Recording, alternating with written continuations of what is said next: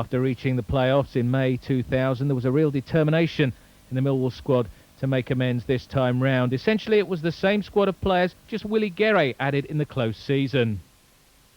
The campaign opened against fellow promotion favourites Reading, and it took Millwall just 5 minutes to open their account. Timmy Cahill heading home that Stephen Reid cross.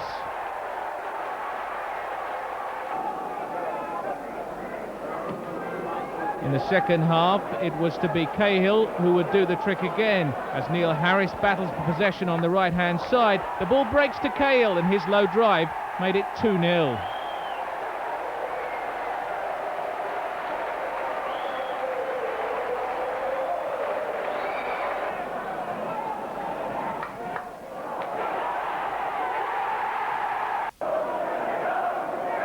Cahill, in actual fact, thought he'd completed a hat-trick towards the end. The ball being returned into the penalty area. A real scramble, Cahill heading home, but the linesman's flag had ruled it offside, and he had to settle for the 2, but the perfect start to the new campaign as the Lions won by those 2-0. Next up, a 7-goal thriller at Notts County. Paul Moody with the opener. The equaliser for County there with that lob from Craig Ramage. Stephen Reid had waited a long time to open his league account. He did it in style to make it 2-1. When Harris added a third, it looked like game over. But Ramage had other ideas, this free header reducing the arrears for County. County's equaliser was another far post header, this time from Mark Stallard. But the scoring wasn't over. Mark Bircham producing the pick of the bunch in the dying minutes to give the Lions a 4-3 victory.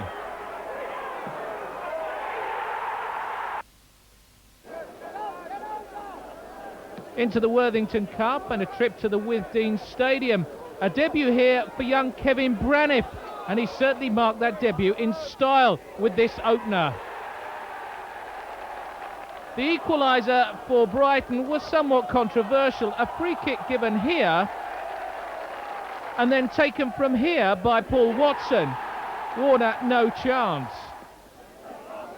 Millwall, though, got their noses in front in the first leg. The ball breaking out to David Livermore, and he dispatched this left footer into the far corner. There was still some work, though, for Tony Warner in the Millwall goal. A couple of point-blank saves to keep his side's noses in front going into that second leg.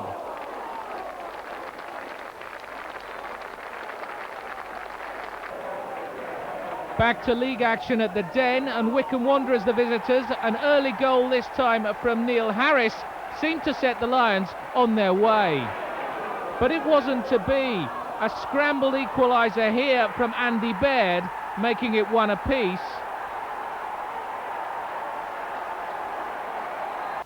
If the defending for that one wasn't the best, this was a real howler. A back pass from Lawrence, the ball trickling towards the goal line. In the end, it was Danny Bullman on hand to turn it over for the winning goal. A couple of sendings off for Millwall, Livermore and Reid dismissed, didn't help their cause.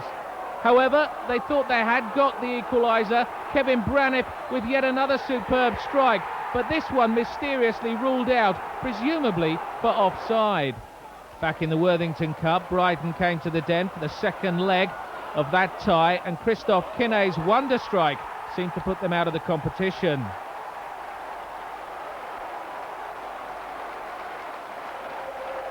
Goal of the season, contender number 1 then from the Belgian winger, giving the keeper no chance. But this was a far from convincing Millwall display, and it was no real surprise when Albion got back into the tie. The cross came in from the right-hand side from Paul Brooker, and Nathan Jones was on hand to sweep it home. 1-1 then the final score. The Lions through 3-2 on aggregate. Back at the Den, and Dave Tuttle's effort was turned aside by Swansea keeper Roger Freestone, who was in outstanding form the following Saturday. The chances kept coming thick and fast, but it seemed as though Freestone would deny the Lions their victory. On this occasion, as Michael Gilks looks up and plays the ball inside, it's a neat and patient passing move from the Lions. O'Dunsey involved, finding Christoph Kinney, but yet again the Swans keeper turns the ball aside. This perhaps the best save of the bunch. The ball knocked out for a corner, and as the dying seconds approached, it seemed a point would be Millwall's reward until Harris popped up with that header to ensure that the narrowest of victories was achieved.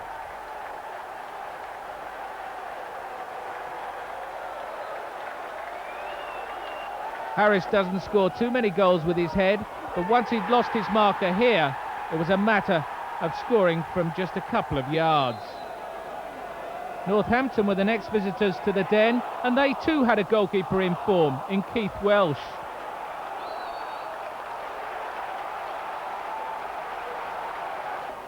This time, though, there was to be no way through, and Northampton Town took full advantage.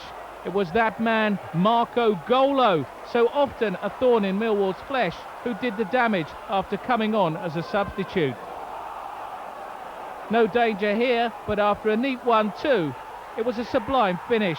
Millwall losing by 1-0, their second home defeat of the season. Next up was a local derby at Griffin Park, Brentford, and it wasn't to go Millwall's way.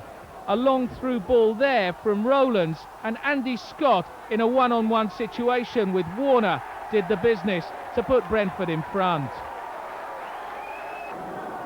Again, Millwall at 6s and 7s for much of this one, until Nethercott popped up with a header which almost went across the line itself. Neil Harris, though, on hand to force the ball over.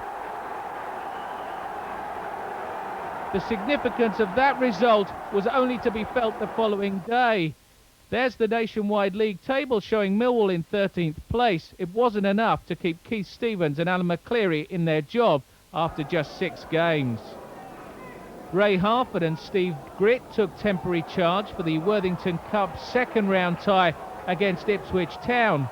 Barely fit, but Paul Eiffel was on hand to give the Lions a surprise lead.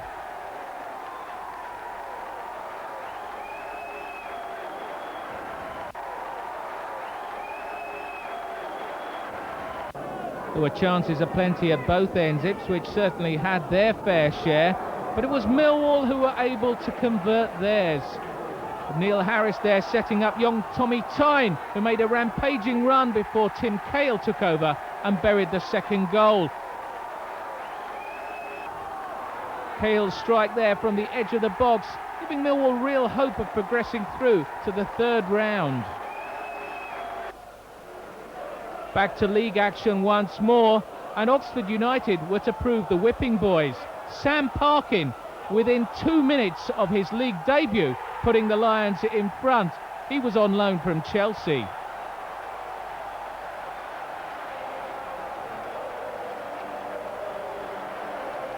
It really was a dream start for young Parkin.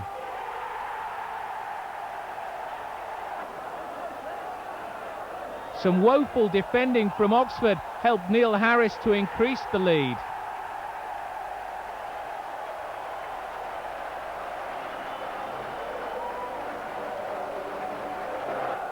After that, it really was just a question of how many. Matt Lawrence began this move, a little ball inside to Timmy Cahill, and really, as Paul Eiffel looks to tease the defender, the Oxford defenders are just bystanders. Eventually, it was Harris on hand to turn it in and make it 3-0.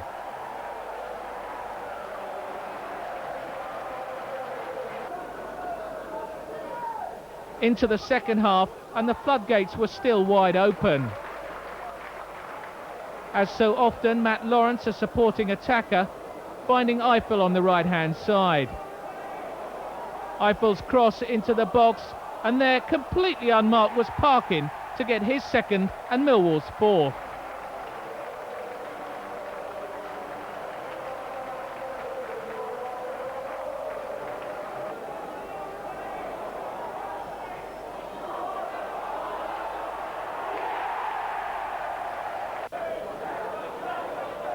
Still, Millwall weren't finished though, and this time Neil Harris showed all his close control and dexterity to complete his hat-trick. Millwall 5, Oxford United 0.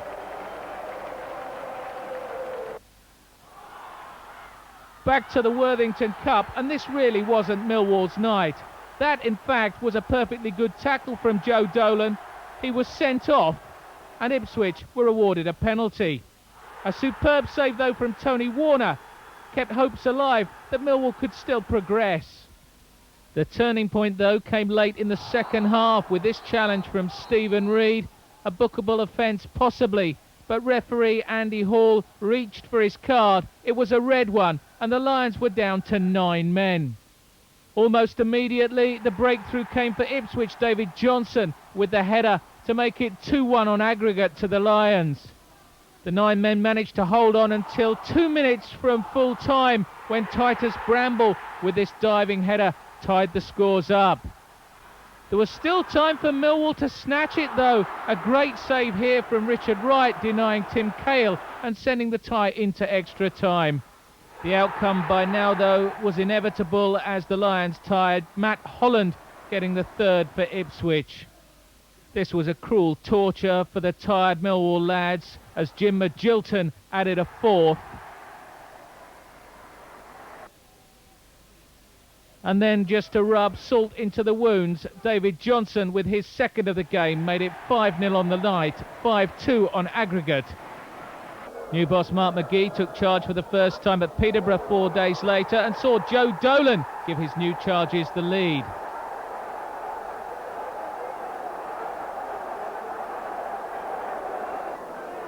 Goal of the season contender number 2 coming up here. Lucas Neal, recently returned from the Olympics in Australia, produced this stunner.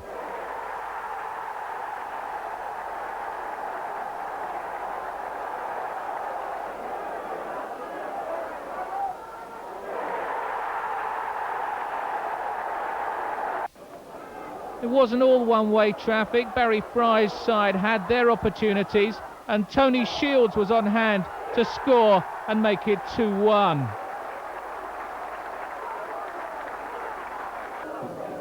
Normal service, though, soon to be restored. Sam Parkin with a near post header, and surely the points were heading back down the A1.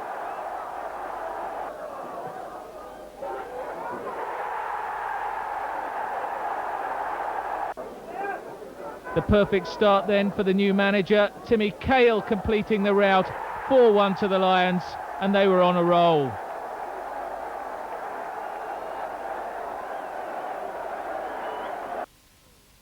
You were there at Ipswich when, in spite of the result, the performance was excellent. So that must have been encouraging for you. Yeah, well, I mean, the Oxford game in particular, obviously, at that point I had already spoken to the chairman.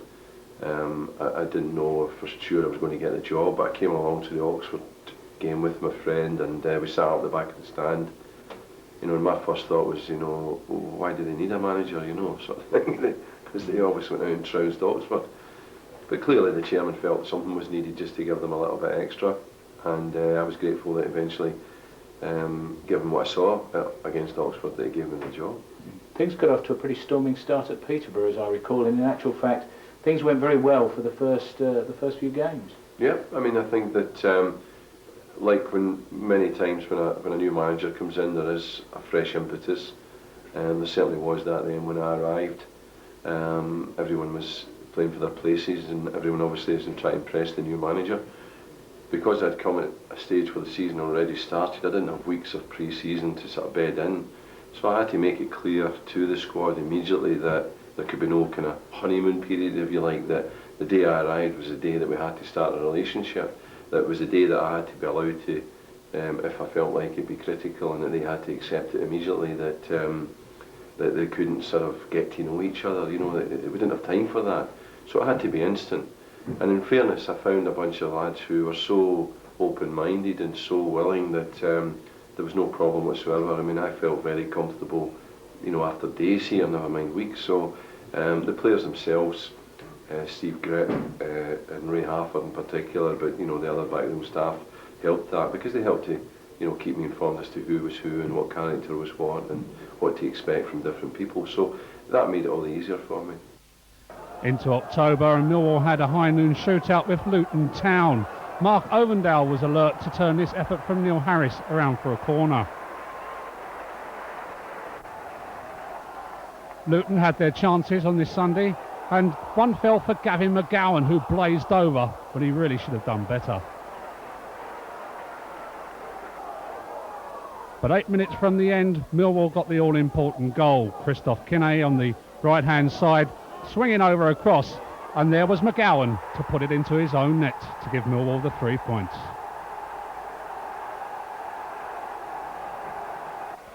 The following Saturday, Bury came to town, and it took Millwall 25 minutes to open their account with Neil Harris.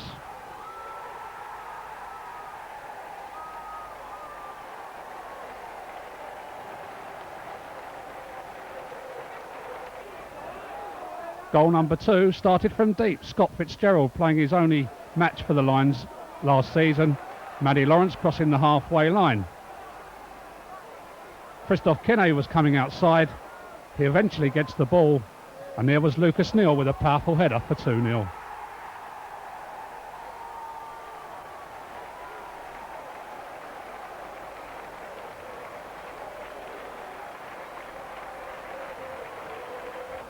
A perfect header there from Lucas, giving Paddy Kenny no chance whatsoever. Into the second half, and Neil Harris was showing that he can also provide goals as well as score them. Dave Livermore with the glancing header into the back of the net.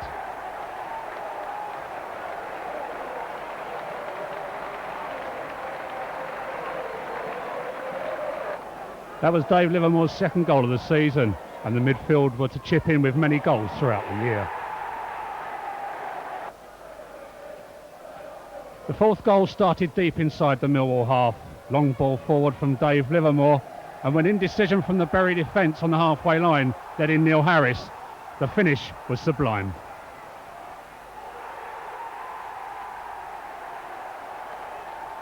What a great goal from a great striker.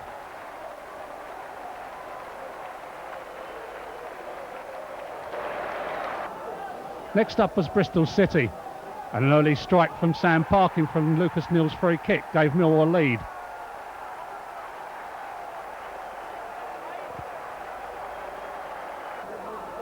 Neal's free kick there, perfectly placed for Parkin to head over the top of Phillips, the Bristol City goalkeeper. Millwall were looking for the second goal to kill off Bristol City. Lucas Neal's cross, Richard Sadlier at the back post against the woodwork. So close.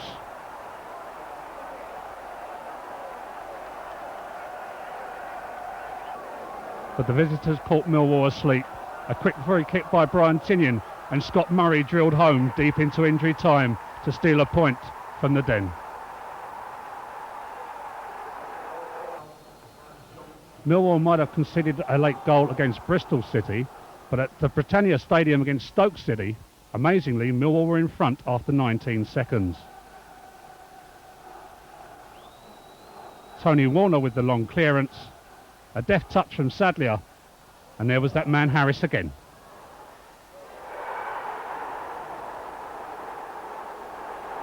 Clinical finishing from the edge of the area. Inside one, and over the keeper.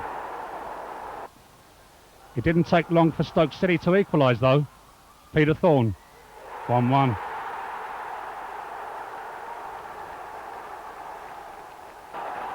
Minutes later, a static Millwall defence, and Thorne again. The Lions were behind.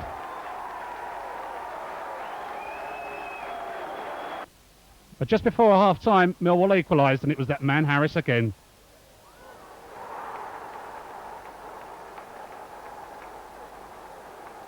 I think I'll celebrate with Tony Warner. Hey, Tony. Beautiful curling effort. Gave the keeper no chance whatsoever. But a late goal once more was the undoing, and Chris Iwalumu, with just minutes left, put Stoke in front. Richard Sadlier with 2 goals, his first of the season, on the following Tuesday, gave us the 3 points at Swindon Town. Cambridge were next up at the Den, and Steve McAnespie gave Richard Sadlier an early chance with a poor back pass. Sadlier bullied his way through to roll the ball into empty net.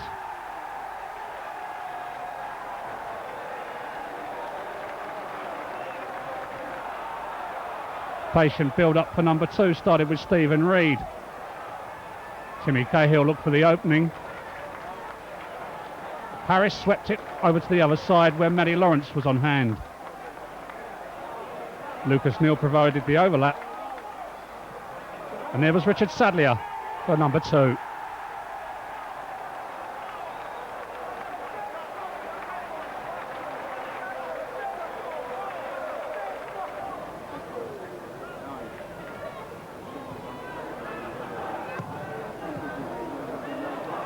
Pinball. Lucas Neal plays it forward, and once more Neil Harris is putting the Cambridge defence under pressure to score with ease. Past Perez.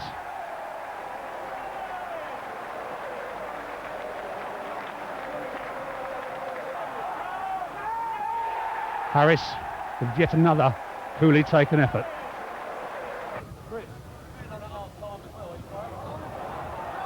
Jonas Axeldale for Cambridge managed to pull a goal back late on, past the dejected Tony Warner, and the Millwall defenders looking on. Into November and another trip to the Potteries, this time to face Port Vale. A neat build-up involving David Livermore, and he'd be the man to provide the finish coming up in a moment. Good work from Stephen Reid down the left-hand side, and when his cross was knocked out as far as Livers, there was another spectacular strike into the bottom corner.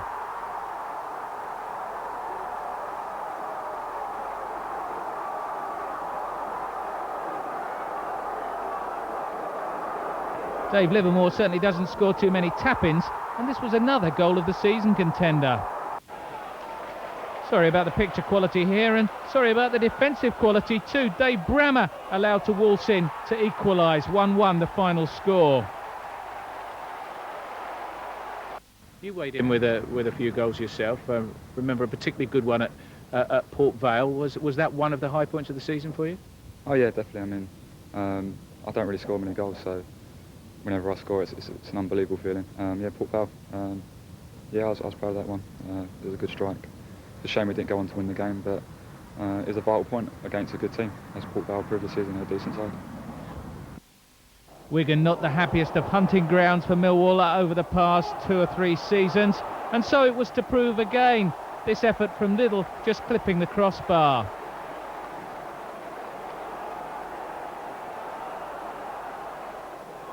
Liddell it was, though, who would ultimately do the damage. A cross coming in from Neil Redfern. He didn't quite catch this right, but it looped over Tony Warner and gave the keeper no chance.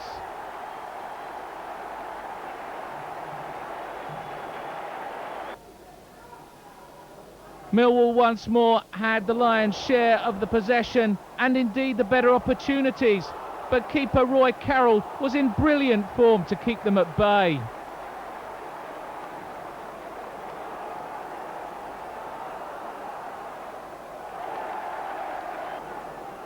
Time after time, Millwall rampaged through, and this was yet another fine stop from the Irishman. Back to the Den, and Wrexham with the visitors. Paul Moody producing the winning goal from an excellent Paul Eiffel cross. Moods has never been afraid to put his head in where it hurts, and this was his first goal of the season. He was to get many more.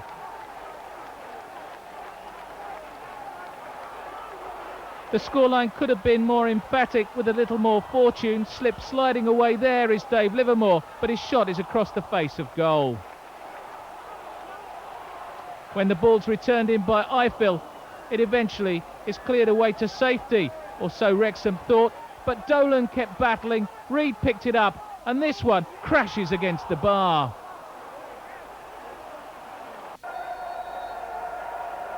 Into the FA Cup and a Sunday lunchtime kickoff, and yet another early goal for the Lions. A little debatable this, was it in or out of the area? The referee said inside, and it's a penalty.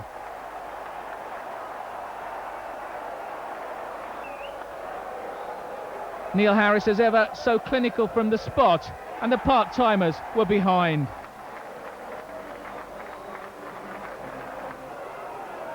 Full credit to Lee RMI, they made a real game of it, But once Mark Bircham had thrashed this one into the net for number 2, it was game over.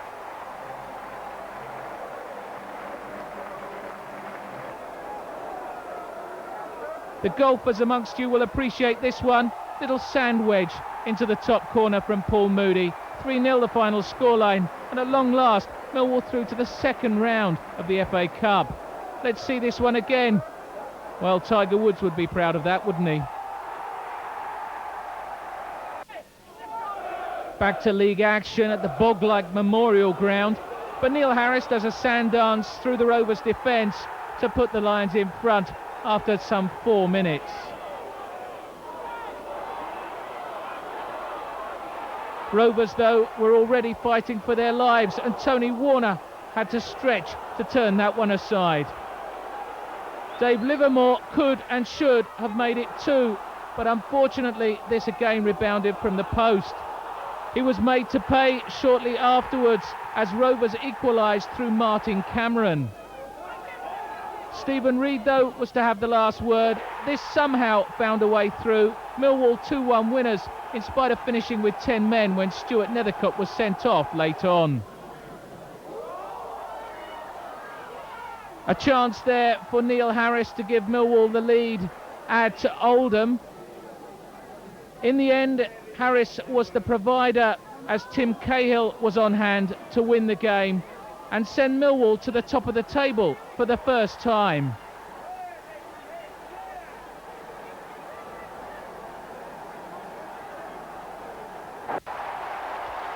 Into December, and a top of the table clash against Rotherham United. David Artell gave Rotherham the lead, but Stephen Reid struck back with a splendid equaliser.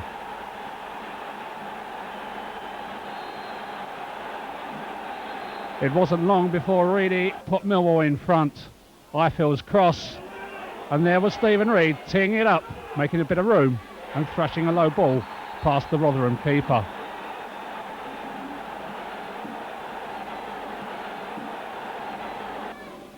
Controversially, Rotherham had a throw and it was clearly Millwall's ball. Artell with the throw into the penalty area.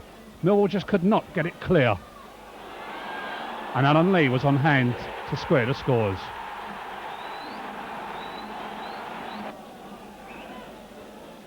Another throw in a similar area. And I'm afraid once more, the same result. Lee once more, sending Rotherham to the top of the table. Next up was the LDV Vans Trophy. Mark McGee decided to rest a few players, but Millwall still looked good on the night. And Christoph Kenne was on hand to roll into the empty net. It wasn't long before number 2. Christoph Kenne over the top and into the back of the net. What a finish.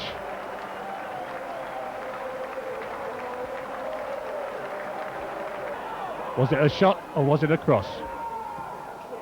Who cares?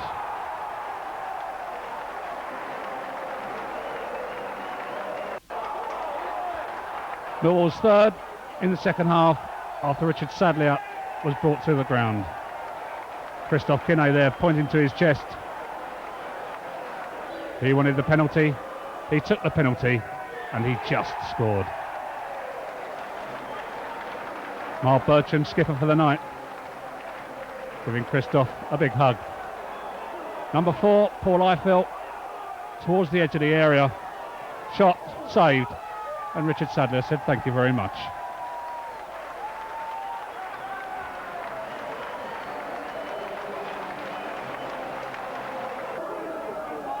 Northampton's consolation came very late on with a shot from James Gould past Willie Guerre, who was making his debut. A Sunday FA Cup meeting with Wickham in the second round, and that man Martin Taylor was once more in superb form, denying Neil Harris.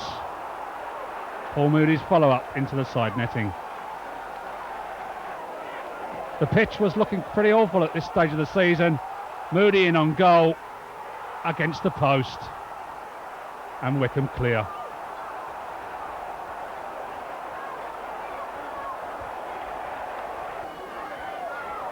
Richard Sadlier bullies his way through, shoots, underside of the bar. The following week, once more another top of the table clash. Millwall took on Walsall, who, yes, you remember, played in our away kit. Neil Harris got behind the defence, held the ball up into Richard Sadlier, who controlled it, laid it back for Mark Bircham, who thumped the ball into the back of the net. Millwall were in front, and he was the Millwall skipper and made everybody aware of it. Tremendous shot from Birch. Goal number 2 was brilliant. Started inside our own half. Paul Eiffel, on one of his runs, he would deliver a deep cross to the back post. Neil Harris would tee it up, and Stephen Reid, who had ran from inside his own half, buried the second. Millwall were back on top. As the table showed, that win sent Walsall down to third, with arch rivals Wigan in between the pair of us. Cup replay at Wycombe Wanderers, and they took the lead early on through Rammel.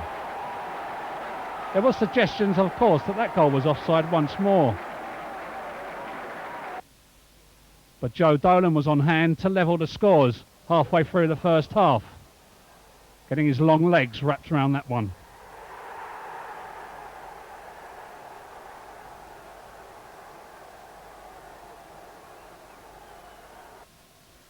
But it was to be the end of our FA Cup journey for this season. Paul McCarthy with his overhead kick, and Millwall were out, and Wycombe were to go on to the semi-finals. Next, it was to Dean Court, and Millwall took a lead through Christoph Kinney, stabbing the ball home.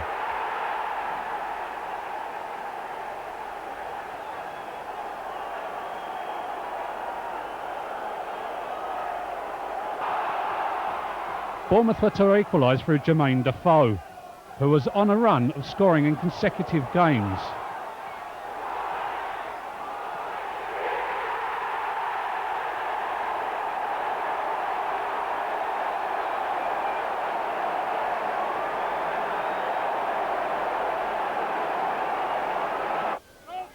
But Millwall were to go on to claim the 3 points.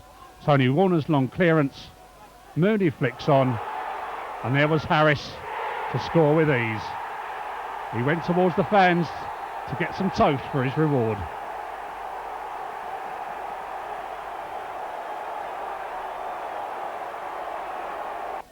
Harris, the toast of SE16, after netting yet another winner.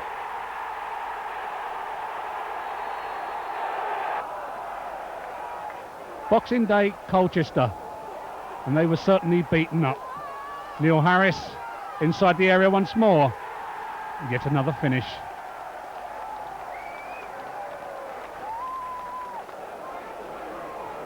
Trickery from Kinney for goal number 2. Just too high for Moody. Harris retrieved it, but he found Moody, and it was 2-0.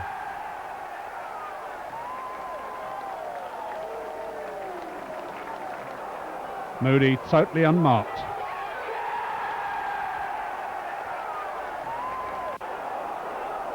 Goal number 3, and Harris was the provider once more.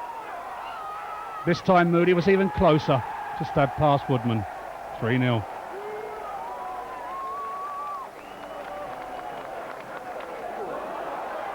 Richard Sadlier, this time through to Neil Harris. And Woodman just didn't have a strong enough hand to keep that ball out of the back of the net, as Harris scored his second. Colchester could only score through Robbie Ryan, putting it past Tony Warner. And Harris was to go on to complete a hat-trick. But Eiffel would get in on the scoring act first, keeping a remarkable scoring record against the Essex side. Eiffel into the penalty area. Richard Sadlier somehow managed to get a penalty. The referee had already given it before Cahill's shot. And Neil Harris steps up for hat-trick and goal number 6.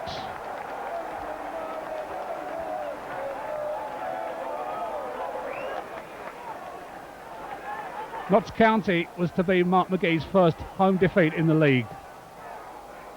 The side, wearing a bright orange, cut their way through the Millwall defence and took an early lead for Andy Hughes.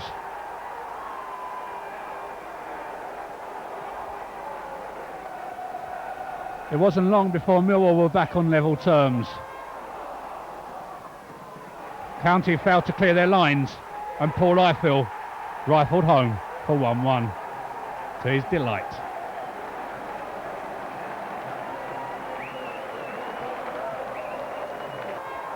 Notts County defender there, completely caught out by Ifill.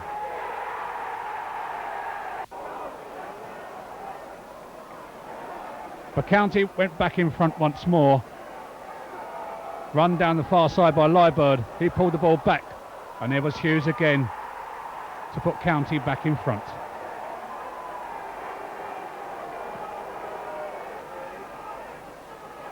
Millwall levelled just before half time.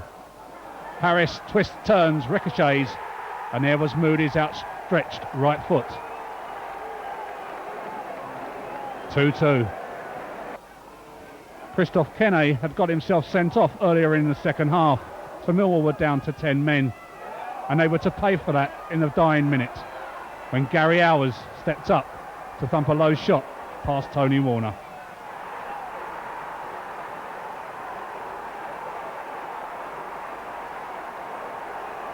It was to be a happy new year for Mark McGee as he took his new charges to his old stamping ground Reading. Neil Harris hooking home the first goal. Goal number 2 from this corner. It was Harris again from no more than a yard. The third came from a former Millwall player. That was Ricky Newman with a header past his own keeper. It's still the first half and Millwall 3-0 to the good. Harris's hat-trick completed from the penalty spot as he was hauled back quite clearly there by John Mackey. Harris himself 4-0. The visiting fans just couldn't believe it. Reading staged something of a comeback. That header there from Sammy Igo giving the Royals a semblance of hope.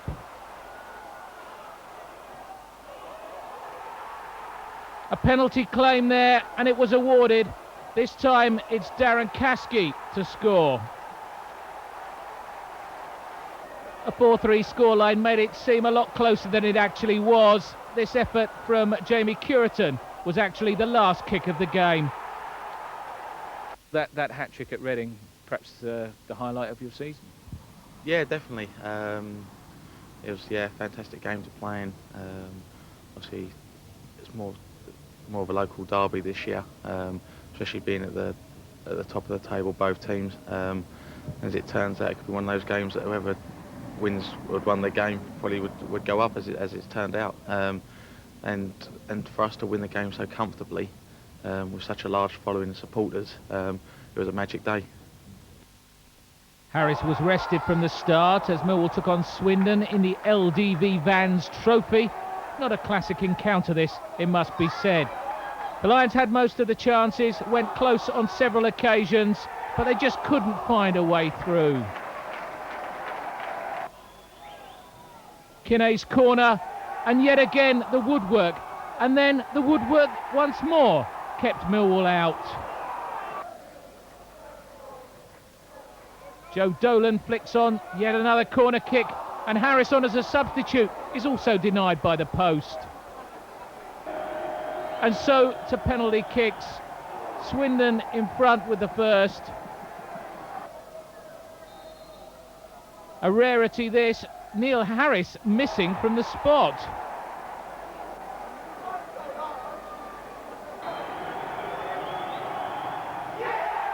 Willie Guerre in the Millwall goal keeps his side very much in the picture.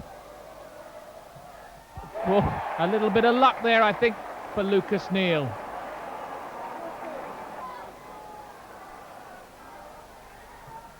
Timmy Cahill, though, is denied.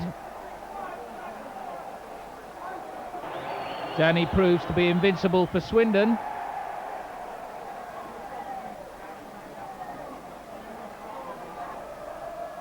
whilst Richard Sadler keeps the Lions interested.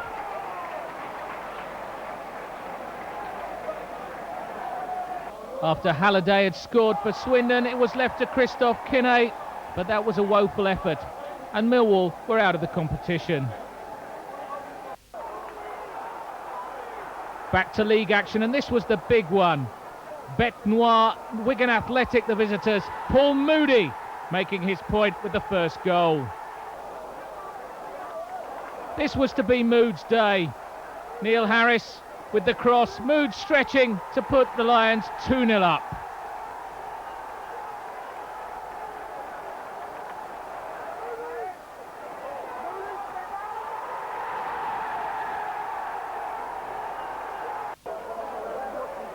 This incident probably wasn't the turning point. Millwall already coasting to victory when Simon Howarth stamps on the back of Tim Cahill and is about to get his marching orders.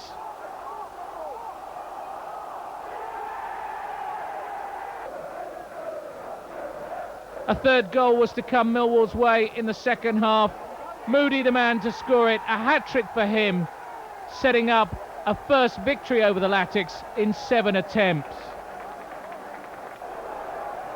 The visitors got their consolation.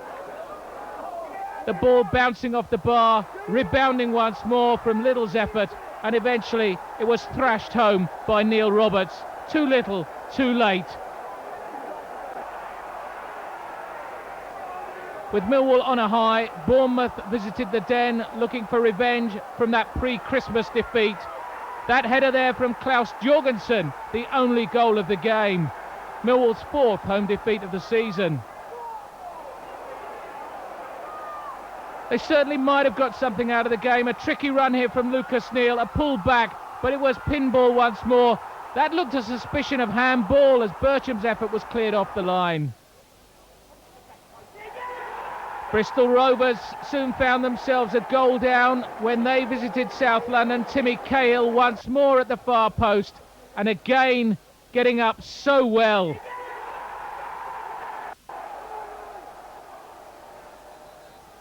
That was the positive side of Cahill. The negative coming up now. He got involved with Dwayne Plummer. Plummer the first to see a red card. And if Tim thought he was going to get away with it, he was soon disabused of that notion as he too was given an early bath.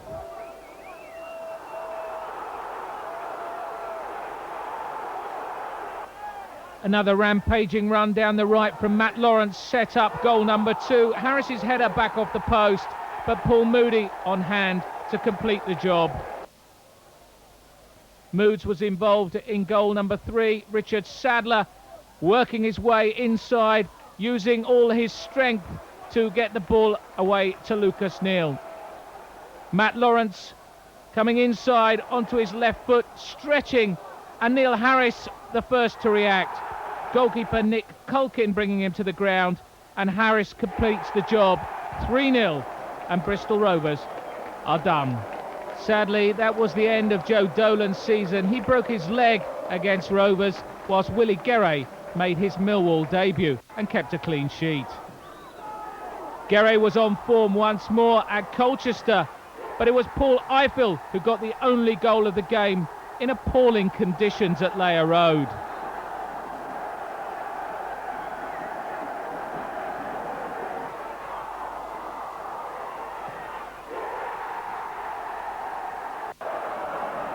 United staged something of a second half comeback, but this was as close as they came to equalising. A curling effort from Gavin Johnson which hit the bar. A Sunday lunchtime in Swansea, and Neil Harris almost gave Millwall an early lead, denied by that last-ditch clearance. 16 corners forced by the Lions. They couldn't convert any of them though. Tim Cahill going close there. From yet another, the ball eventually in the net, but Neil Harris penalised for a foul. A televised game against Brentford on the agenda the following Friday. Lloyd Owusu missing a gilt-edged opportunity for the visitors. The winner was scored by Tim Cahill. It wasn't a classic match. That didn't matter. Cahill's the all-important contribution. The slow-mo replay shows that Tim slightly mistimed his effort, but it was perfectly placed to beat the Bees keeper.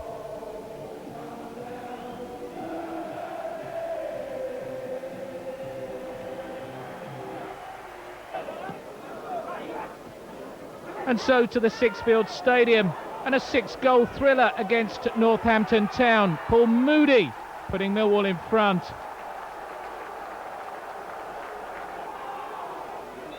A free kick from Stephen Reid, and it was just turned in by Neil Harris. 2-0 up and coasting.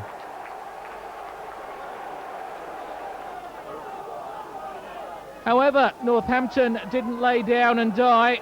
A scramble in the box following a corner, and Gabbiadini, not for the first time this season, scored past the Millwall keeper. That the first goal, though, conceded by Willie Guerre. 2 penalties coming up now, both conceded by Matt Lawrence. The shot coming in, all a little bit clumsy, both players going down in a heap. The referee pointing to the spot. And Dave Savage, the former Lion, gave Guerre no chance with that spot kick. Again, Matt Lawrence adjudged the guilty party. Once more, a tangle of legs. This time, it was Forrester who went down, but it was Savage once more who would be given the responsibility from the penalty spot. Guerre guessed right and got a hand to it, but Northampton were in front. Millwall looked like getting nothing out of this game, but then, of all people, Christoph Kinney popped up with a header to make it 3 apiece. This a collector's item, the height of Kinney, so telling in the 6-yard box. Oxford United already look dead and buried by this stage, in spite of the presence of Alan McCleary. Paul Moody, returning to the Manor ground, put another nail in their coffin.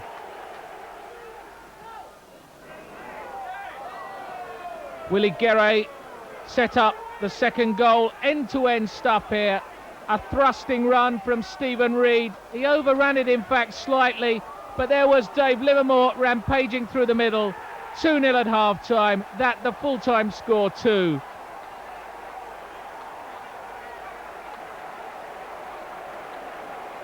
Here's Livers, cool as you like. No chance for the keeper. I remember you got another very important goal at Oxford at a time when, you know, the pressure was on. Other teams were winning around us. It seemed to be a formality, but it was a hard-fought victory, that one. Yeah, it's a difficult game. I mean, we were top of the table, they were bottom. Potential slip-up maybe. I mean, it would have been good headlines for Oxford if they would have beat us. But no, we went into the game knowing that it could have been a sticky game, but we come out with a good result. We went in 2-0 at half-time. And then really second half was a non-event. We were just happy to keep what we had and get the 3 points. Into March, and Peterborough were the visitors at the Den. Jason Lee was to see red in the first half for tangling with Sean Dyche.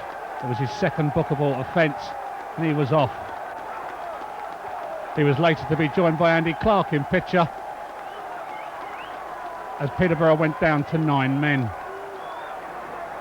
Stuart Nethercott came the closest for the Lions with his powerful header, but it was against the crossbar.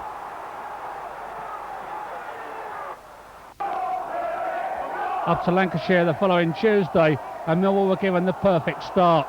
Neil Harris kept his concentration, kept his feet, and steered the ball into the back of the net to put Millwall in front.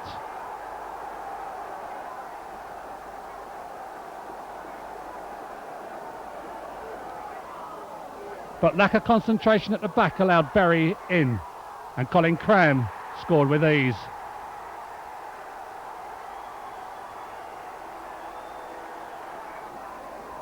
Millwall were to concede another late goal.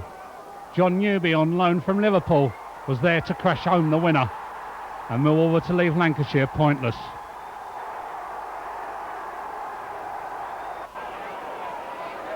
Stuart Nethercott opened Millwall's account for the home win against Luton Town with his first goal of the season, and wasn't he pleased.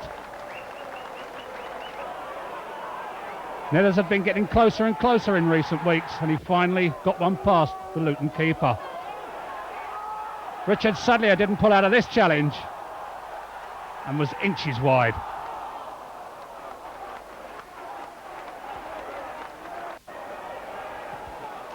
Friday night and to Bristol. Millwall were rocked back on their heels with this early strike from Lewis Carey.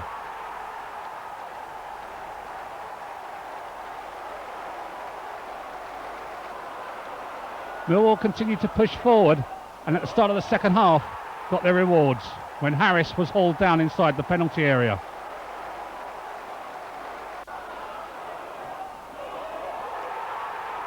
Harris scored to the delight of the travelling fans.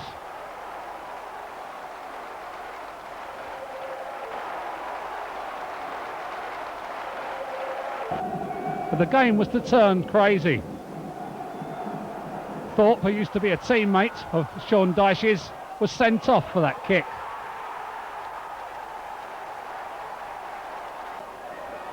Beadle and Moody were tangling inside the penalty area. The referee saw it, red for Beadle, and eventually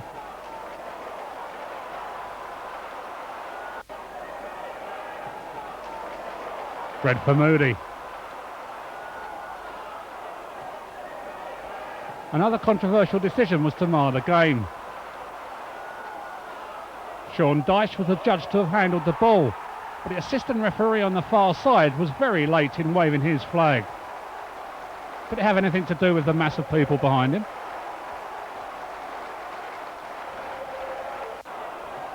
Lee Matthews, on loan from Leeds United, steered the ball past Willie Guerre. Neil Harris was also to see red in this stormy encounter in the dying minutes. So to Wycombe Wanderers. Neil Harris here, clearly seen onside, put the ball in the back of the net, but the referee and the linesman ruled it out. Martin Taylor was once again in outstanding form for Wycombe, denying Neil Harris there from distance. Up to the Midlands to face Walsall, and Dave Livermore had an early chance to score, but was denied on the line by Aaron Eldey. Tony Warner, recalled to the side, was in good form himself, making saves. But Christoph Kinney had a chance late on, but rather scuffed his shot straight at James Walker. So that was 0-0, and Millwall was sitting nicely in second place behind surprise leaders Rotherham United. April was to prove the key month. 4 home games coming up in 11 days, which would decide Millwall's fate. Stoke City then first, a scramble inside the box. Richard Sadler, though, kept his cool and drilled the ball into the bottom corner. He was on fire in this game.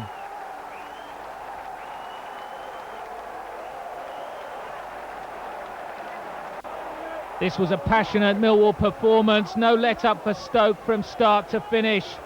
The second goal from Reed's cross, headed in by Tim Cahill. Millwall could have had more. This is trademark Cahill, arriving late from midfield and getting between the two defenders to score. The perfect way to set up the top of the table clash with Rotherham. And it wasn't long before Millwall were in front. Timmy Cahill being set up by Richard Sadlier, and he could hardly miss.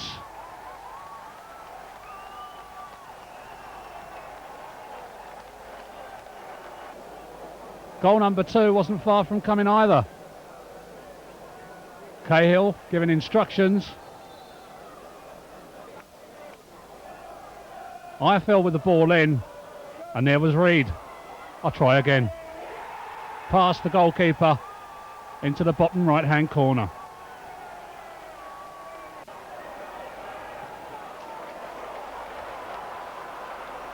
Alan Lee was to see red.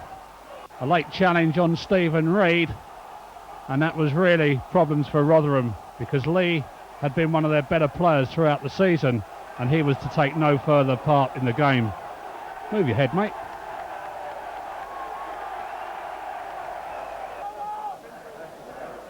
A third before half-time. Dave Livermore with the cross. Sadlier against the bar. No, it wasn't to be. But there was Claridge following up as the experienced striker he is for his first Millwall goal. Matty Lawrence for Claridge once more, and picked this one out. Beautifully struck and chipped over the goalkeeper for a rousing finish.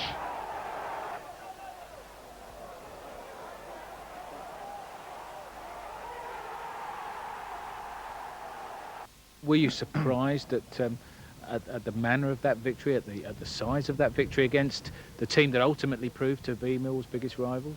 No, I wasn't.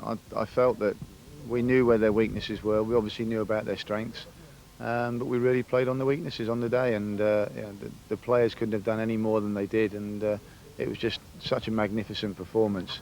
The football we played, it's what Mark's been trying to get the team to do. And I think to a degree we've done it for most of the season, but I just think everything fell into place on that particular day. To play the way we did, I think we destroyed them like 4-0. It was such a big game. I think a turning point in our league. It proved to us that we can, because we had a bad patch in March and a bit of pressure on us. But then Rotherham came down. It was a big game. We had to win it. I think we proved everything that we are the best team in the league. Like we battered them 4-0. So after that game, I think everyone was delighted with the performance. The whole 11 team, it was unbelievable on that day. That's probably our best team performance of the year. Having reclaimed pole position, there was still plenty of work to be done to hang on to it. Port Vale were the form team at this stage, 16 games unbeaten. Richard Sadler's lone strike, the winner, but the Lions didn't have it all their own way.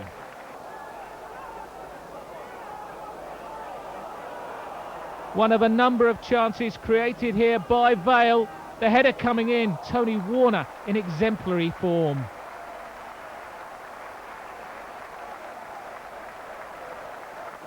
The fourth and last home game on the trot was against Swindon Town. Swindon defended deeply and defended well and frustrated Millwall for long periods. Stephen Reid there with that pile driver. But Neil Harris, back from suspension, only on the pitch for a short time, and he delivered a quality shot like that.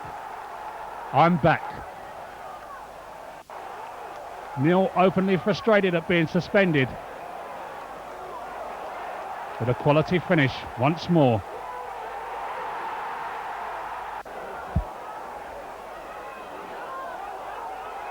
Mark Bircham fed Neil Harris as he was looking to try and make it two in the dying moments, but his chip was just over.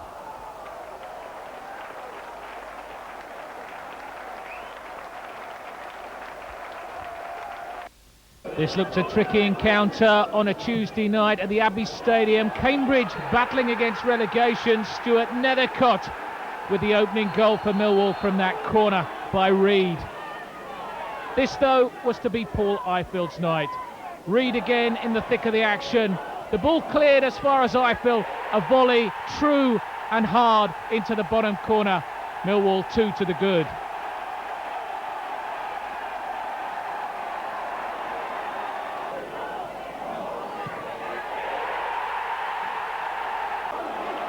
The Lions hadn't conceded a goal in 607 minutes until Tom Youngs produced this deflected effort to bring Hughes back into the game.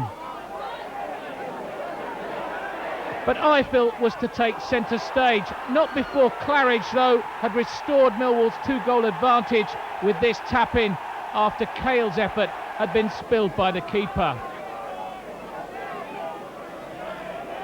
Stephen Reid shared top billing on the night. He was irrepressible on the wing. His pullback, again a first-time effort from Ifield. This was 4-1.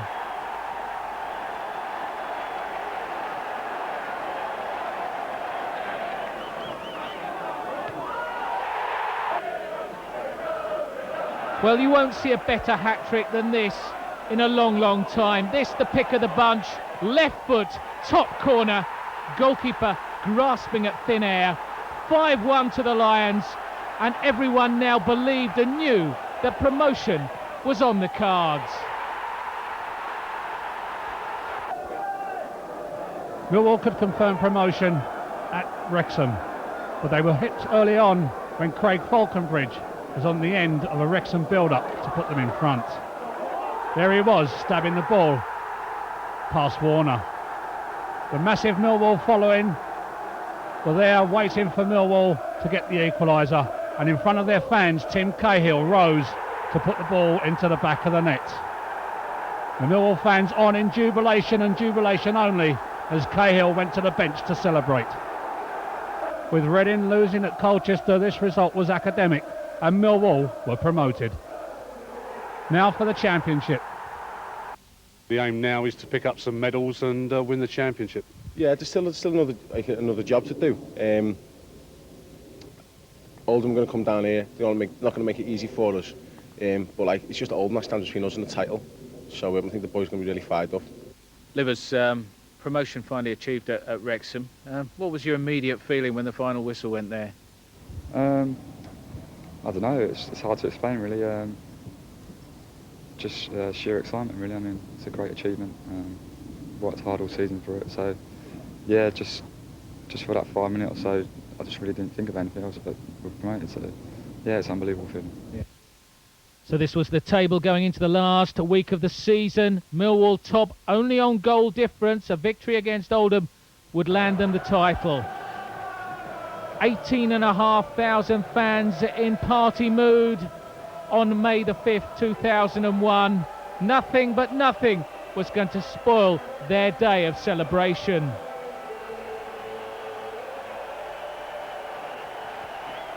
The nerves, of course, were jangling as the players took the field.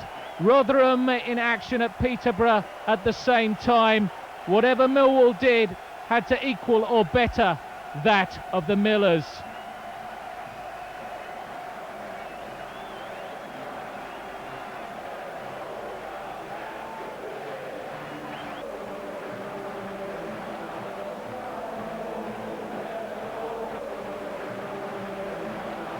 With the preliminaries over with, the nerves were jangling in the early encounters, but finally Millwall found the breakthrough. Neil Harris, so often the scorer, but equally often the maker of fine goals, and Paul Moody, his strike partner on this occasion, with yet another brave finish. Harris it is who commits the keeper, and there's only one person who's going to get to that ball, and that's Paul Moody. From behind the goal, we see the determination as Moody slides in.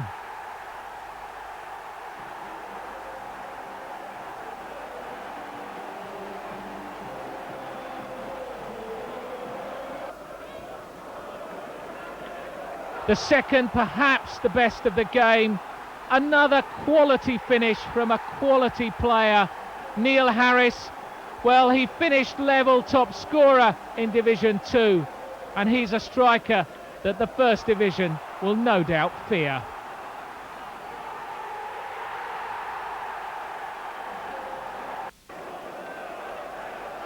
Into the second half now, Millwall coasting, but perhaps needing a third goal just to make the game completely safe. Stephen Reid provided it. Have you ever seen a ball hit harder than that?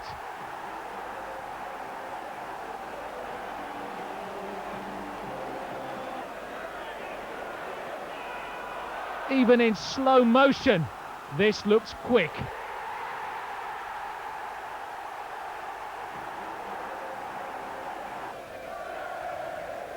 It was now time for Millwall to turn on their party pieces.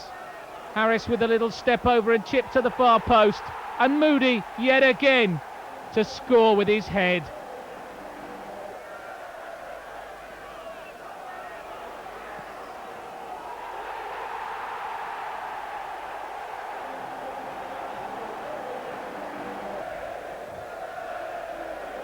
Harris, a two-footed player, and here's the evidence. His left curls this in.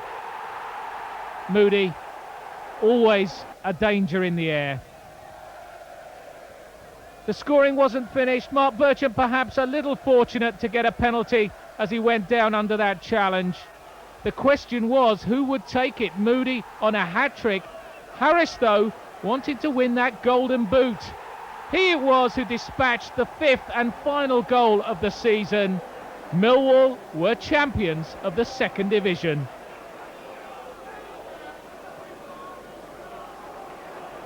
That, in fact, the last kick of the game. The referee indicates it's time to head for the tunnel.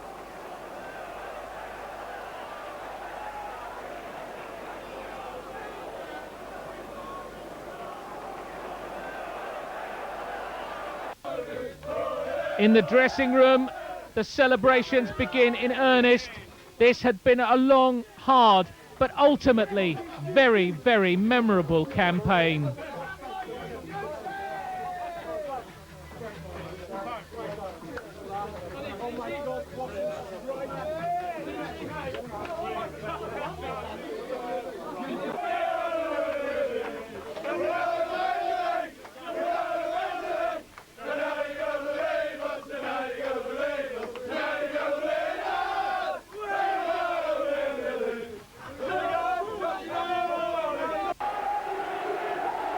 And so to the presentations.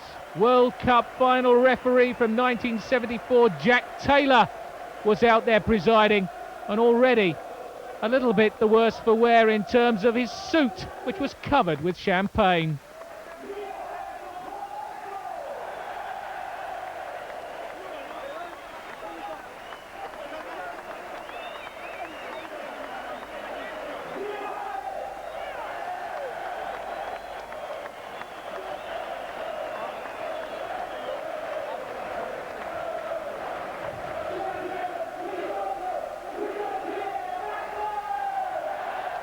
Five years in Division 2, it had certainly been a long haul, but this was the moment that the Lions fans had been waiting for.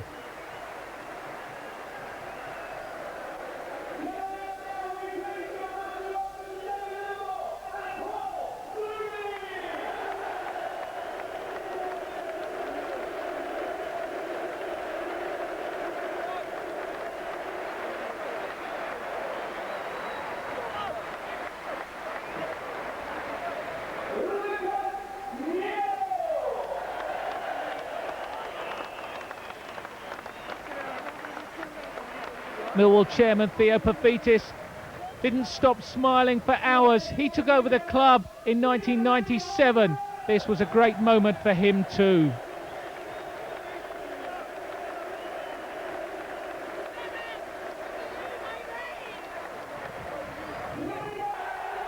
And finally the skipper and the boss, Stuart Nethercott and Mark McGee, march forward to receive their acclaim.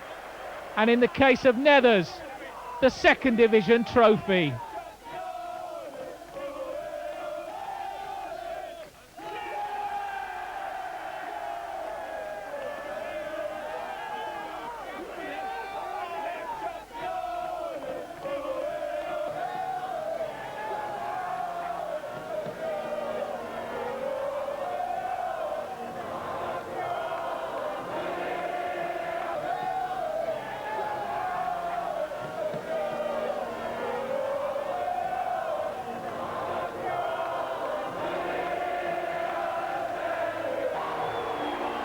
And so to the lap of honour. This was a day that those 18,500 Lions fans packed in on all four sides of the Den will not forget in a hurry.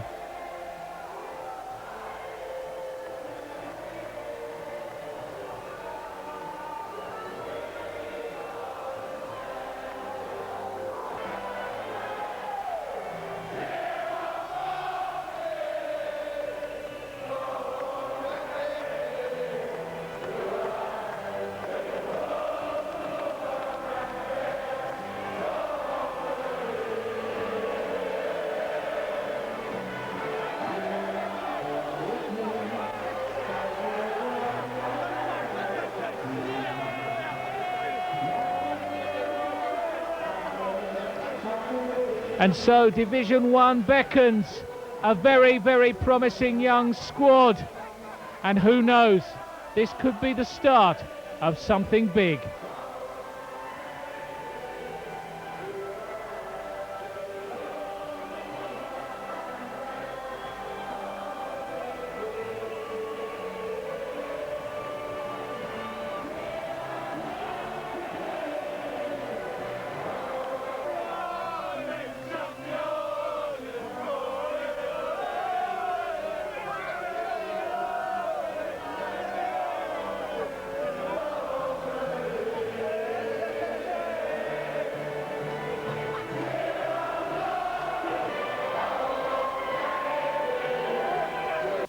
Well, Stuart, promotion finally achieved. You must be a very proud captain of Millwall Football Club. Yeah, definitely.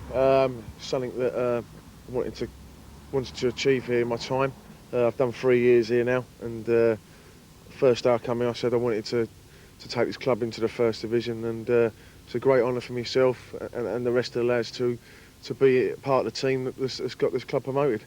This season's been absolutely magnificent. Obviously, the personal accolades are very nice. It's nice to be recognised by your own peers, but obviously it's Millwall getting promoted. This is absolutely fantastic. It's been a great season for me. It's the reason why I left Wycombe to come to Millwall was to get promoted to play First Division football, and that dream's been achieved now. Many goal-scoring records and all sorts of records have gone this season, but you as a defender have had a massive part to play. The defence have kept just, I think, 3 short of a club record in a season of clean sheets, and you must be very proud of that, along with your fellow defenders and goalkeepers. Yeah, it's right. You know, it's all worked well. You know, to be honest with you, we haven't really worked a lot on defence this season. You know, I think the manager wanted it to be attacking minded. I don't think, you know, I think he'd rather win games 3-1, 3-2s and things like that, just to get the 3 points. I think with our attacking strengths and things like that, the defence have had quite an easy ride of it of late. But you know, we've had to work. We had a month where we had to work hard when the pitches were getting a bit naughty, and you know, we had some scrapes. You know, Colchester was one I can remember where the pitch was a disgrace, and you know, we'd come away with a 1-0 win. It's just them sort of results that have got us this promotion, really. Personally, how's the season gone for you? I mean, you've kept a number of clean sheets. Mark McGee decided that he wanted to have a look at Willie Guerre, and Willie came in and played excellently, kept some clean sheets, and you come back into the side and matched him. Yeah, to be honest, I thought I was doing all right before I got rested or dropped or whatever. Willie come in, Willie done a really great job, and the gaffer just brought it upon himself to bring me back in.